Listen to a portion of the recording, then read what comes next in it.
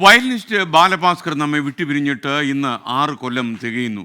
Violin കൊണ്ടൊരു മാന്ത്രിക ലോകമുണ്ടാക്കിയ അസാധാരണ പ്രതിഭയായിരുന്നു ബാലഭാസ്കർ എന്ന പ്രതിഭാധനൻ.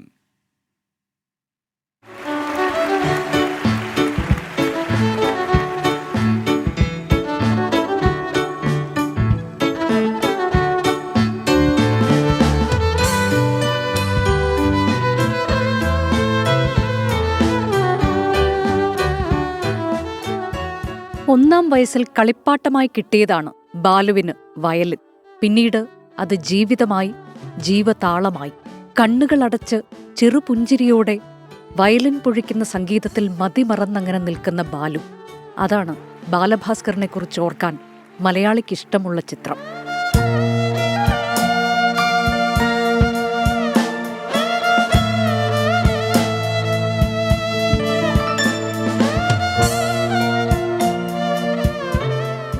പന്ത്രണ്ടാം വയസ്സിൽ വയലിനുമായി സ്റ്റേജിൽ കയറിയ സംഗീത ജീവിതം. പിന്നീട് എത്രയെത്ര വേദികൾ.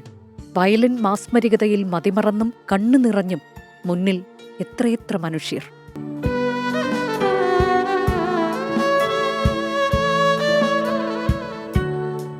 മലയാള സംഗീതവേദികളിൽ ആദ്യമായി ഇലക്ട്രിക് വയലിൻ അവതരിപ്പിച്ചത് ബാലഭാസ്കർ ആയിരുന്നു. ഫ്യൂഷൻ സംഗീതത്തിന്റെ അനന്ത സാധ്യതകളിലേക്ക് നടന്നു കയറിയ സഫല ദിനങ്ങൾ.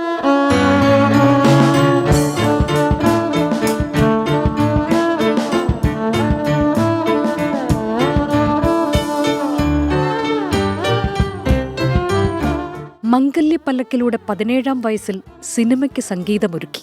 മലയാളി യുവതയുടെ പ്രണയ സ്വപ്നങ്ങൾക്ക് നിറം പകർന്ന ആൽബം ഗാനങ്ങൾക്ക് ജീവൻ നൽകി.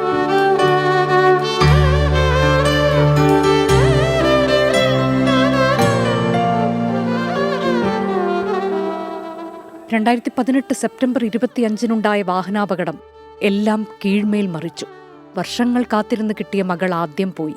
ഒക്ടോബർ 2 ജീവിതസഖി ലക്ഷ്മിയെ തനിച്ചാക്കി ബാലഭാസ്കറും യാത്രയായി. ആ ചിരിയും വയലിൻ സംഗീതവും ഹൃദയങ്ങളിൽ ഇന്നും നിറഞ്ഞു നിൽക്കും.